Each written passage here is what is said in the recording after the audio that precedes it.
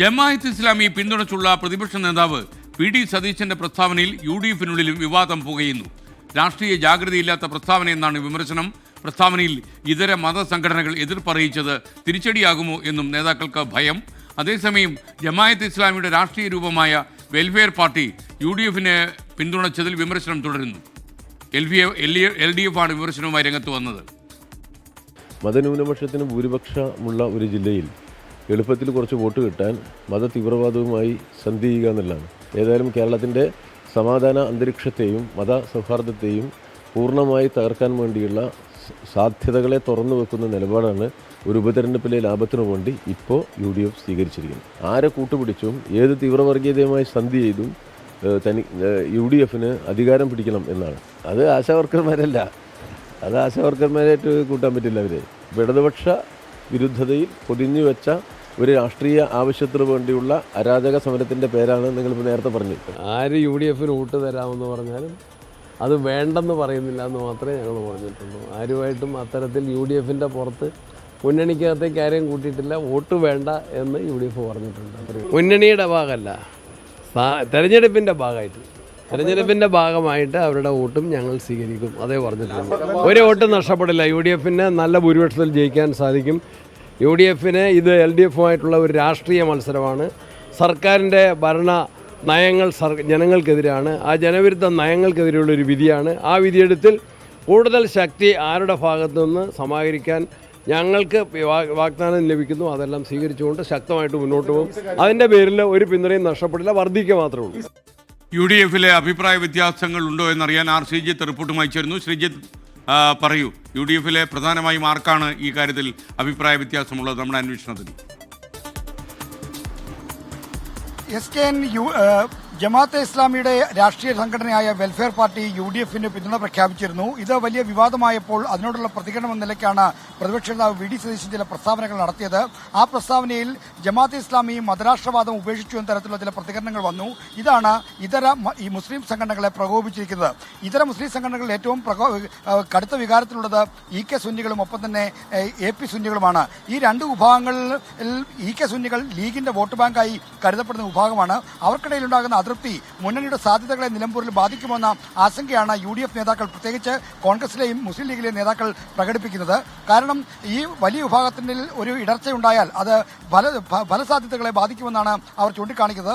കോൺഗ്രസ് നേതൃത്വത്തിൽ സതീശനെ എതിർക്കുന്ന വലിയൊരു വിഭാഗം നേതാക്കൾക്കും ഇക്കാര്യത്തിൽ അതൃപ്തിയുണ്ട്. അവരാരും പരസ്യ പ്രതികരണത്തിൽ മുന്നോട്ട് വരുന്നില്ലെങ്കിൽ കൂടി ഇത് അതിര് കടന്ന പ്രസ്താവനയായിപ്പോയി, രാഷ്ട്രീയ ജാഗ്രത ഇല്ലാത്ത പ്രസ്താവനയായിപ്പോയി എന്ന അഭിപ്രായം പ്രകടിപ്പിക്കുന്നുണ്ട്.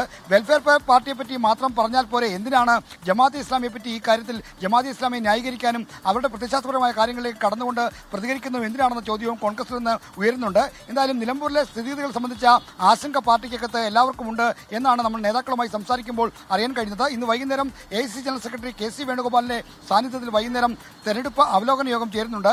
ഈ യോഗത്തിൽ ഇത്തരം ആശങ്കകൾ പ്രകടിപ്പിക്കപ്പെടാനുള്ള എല്ലാ സാധ്യതകളുമുണ്ട്. SK ഓക്കെ, ശ്രീജിത്താണ് വിവരങ്ങൾ നൽകിയത്. ആഷ്മി താജ് ഇബ്രാഹിം കൂടി നിലമ്പൂരിൽ നിന്ന് ചേരുന്നു. വെൽഫെയറിൻ്റെ സഹകരണം ടെൻഷൻ ഉണ്ടാക്കുന്നു എന്നാണ് നമ്മൾ മനസ്സിലാക്കുന്നത്. ആഷ്മി, കൂടുതൽ വിവരങ്ങൾ നിലമ്പൂരിൽ എങ്ങനെയാണ് ഇത് അറിയുന്നത്? നമുക്ക് അവിടെ നിൽക്കുമ്പോൾ ഇതിൻ്റെ ചൂട് അനുഭവപ്പെടുന്നുണ്ടോ?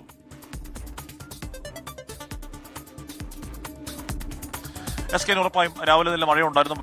ഇപ്പോൾ മഴ മാറി നിൽക്കുന്നു. ഇനി മഴയുണ്ടെങ്കിലും മഴയില്ലെങ്കിലും നിലമ്പൂരിലെ രാഷ്ട്രീയ ചൂടിന് ഒരു കുറവില്ല. SK കാര്യം ഇന്നേക്ക് 7ാം നാൾ നിലമ്പൂർ പോളിംഗ് ബൂത്തിലാണ്. പരമാവധി വോട്ടുറപ്പിക്കാനുള്ള ഓട്ടപ്പാച്ചിലാണ്, നെട്ടോട്ടത്തിലാണ് സ്ഥാനാർത്ഥികൾ. മുന്നണികൾ ഓരോ ദിവസവും ഓരോ രാഷ്ട്രീയ നറേറ്റീവുകൾ, രാഷ്ട്രീയ അജണ്ടകൾ സെറ്റ് ചെയ്യുന്ന തിരക്കിലുമാണ്. അതിൽ ഏറ്റവും ഒടുവിൽ നമ്മൾ കണ്ടു നിൽക്കുന്നത് ജമാഅത്തെ ഇസ്ലാമി അവരുടെ പഴയ മതരാഷ്ട്രവാദം ഉപേക്ഷിച്ചു തുടങ്ങിയ പ്രതിപക്ഷ നേതാവിന്റെ സമീപനങ്ങളെ തുടർന്നുള്ള രാഷ്ട്രീയ വിമർശനങ്ങൾ നമ്മൾ കേൾക്കുകയാണ്. അതിനിടയിൽ ഈ പറഞ്ഞ കത്തോലിക്ക കോൺഗ്രസിന്റെ വിമർശനം അടക്കമുണ്ടായി. അതുകൊണ്ടാണ് സണ്ണി ജോസഫ് ഇപ്പോൾ ഒരു ക്ലാരിഫിക്കേഷൻ വരുന്നത്. അദ്ദേഹം പറയുന്നത് ആര് വോട്ട് തന്നാലും വേണ്ടെന്ന് പറയില്ലെന്ന് മാത്രമേ പറഞ്ഞിട്ടുള്ളൂ. ഏതെങ്കിലും തരത്തിൽ ഈ പറഞ്ഞ വെൽഫെയർ പാർട്ടി, ജമാഅത്തെ ഇസ്ലാമിയുടെ രാഷ്ട്രീയ വിഭാഗമായ വെൽഫെയർ പാർട്ടിയെ മുന്നണിയുടെ അകത്തെ കാര്യം കൂട്ടിയിട്ടില്ല എന്ന കാര്യമൊക്കെ പറയുന്നത്. അത് ഉറപ്പായും അവസാന ദിവസങ്ങളിൽ വളരെ സജീവമായ രാഷ്ട്രീയ ചർച്ച ഉണ്ടാകും. പലതരത്തിലുള്ള ഈ പറഞ്ഞ രാഷ്ട്രീയ അടിയൊഴുക്കുകൾ ഉണ്ടാവാനിടയുള്ള സ്ഥലമാണ് നിലമ്പൂർ.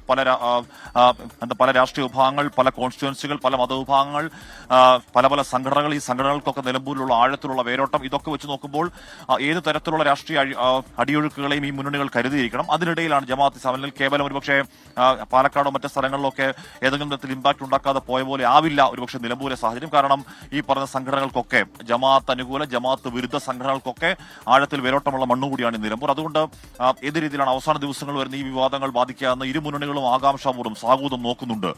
അതോടൊപ്പം തന്നെ നാളെ മുഖ്യമന്ത്രി പിണറായി വിജയൻ 3 ദിവസത്തെ ക്യാമ്പിങ്ങിനായി ഇവിടെ വരികയാണ്. 15-ാം തീയതി പ്രിയങ്ക ഗാന്ധി വരുന്നു. യൂസഫ് പത്താൻ അടക്കം ഒരുപക്ഷെ മഹുവ മൊയ്ത്തീനടക്കം ഇങ്ങോട്ടേക്ക് വരുന്നുണ്ട്. വരുന്ന ബാക്കി 5-6 ദിവസങ്ങൾ ഒരു കൊടുമ്പിരി കൊണ്ട പ്രചരണത്തിലാണ് മുന്നണികൾ തയ്യാറെടുക്കുന്നത്. അതിന്റെ ഒരു ഹൈ വോൾട്ടേജ് പ്രചരണത്തിന് നമ്മൾ ഇന്നലെ ആര്യാടൻ ഷൗക്കത്തിനൊപ്പമായിരുന്നു ഈ സമയം അത്രയും. ഇന്നിപ്പോൾ നമ്മൾ LDF സ്ഥാനാർത്ഥി M സ്വരാജിനൊപ്പമാണ്. സ്വരാജ് ഇവിടെ മുക്കട്ട എന്ന് പറയുന്ന ഒരു സ്ഥലത്താണ് ഇപ്പോൾ പ്രചരണം. അവിടെ M സ്വരാജ് അകത്ത് സംസാരിക്കുന്നുണ്ട്. ഏതെങ്കിലും തരത്തിലുള്ള രാഷ്ട്രീയ വിഷയങ്ങൾ ഈ സ്ഥാനാർത്ഥികളൊന്നും ഏതെങ്കിലും തരത്തിലുള്ള രാഷ്ട്രീയ വിഷയങ്ങൾ വലിയ തോതിൽ പറയുന്നില്ല. ഇപ്പോൾ ആര്യാടൻ ഷൗക്കത്ത് ഇന്നലെ പറഞ്ഞതാവട്ടെ ഈ വനം വന്യജീവി പ്രശ്നം മനുഷ്യൻ നേർക്കുനേർ നേരിടുന്ന അവരുടെ അതിജീവന പ്രശ്നങ്ങളെ കുറിച്ചാണ് ഷൗക്കത്ത് സംസാരിച്ചതെങ്കിൽ ഇവിടെ M സ്വരാജ് ഏതെങ്കിലും തരത്തിൽ ജമാഅത്തെ ഇസ്ലാമിയെന്നോ മറ്റ് രാഷ്ട്രീയ വിഷയങ്ങളൊന്നും സ്വരാജ് ഇവിടെ പറയുന്നില്ല. സ്വരാജ് പറയുന്നത് ലൈഫ് മിഷനെ കുറിച്ചും അല്ലെങ്കിൽ ഈ പിണറായി സർക്കാർ ഏത് രീതിയിൽ കറണ്ട് കട്ട് ഇല്ലാതാക്കിയതിനെ കുറിച്ചൊക്കെ ഗ്രൗണ്ടിൽ അടിത്തട്ടിൽ മനുഷ്യർ നേരിടുന്ന പ്രശ്നങ്ങളെ കുറിച്ച് തന്നെയാണ് സ്ഥാനാർത്ഥികൾ സംസാരിച്ചുകൊണ്ടേയിരിക്കുന്നത്.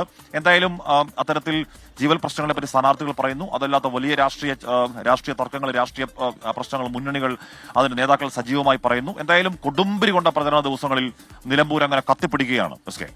Okay, thank you Balram. Ashmi Taj ഇബ്രാഹിമാണ് നിലമ്പൂരിൽ നിന്ന് ചേർന്നത്.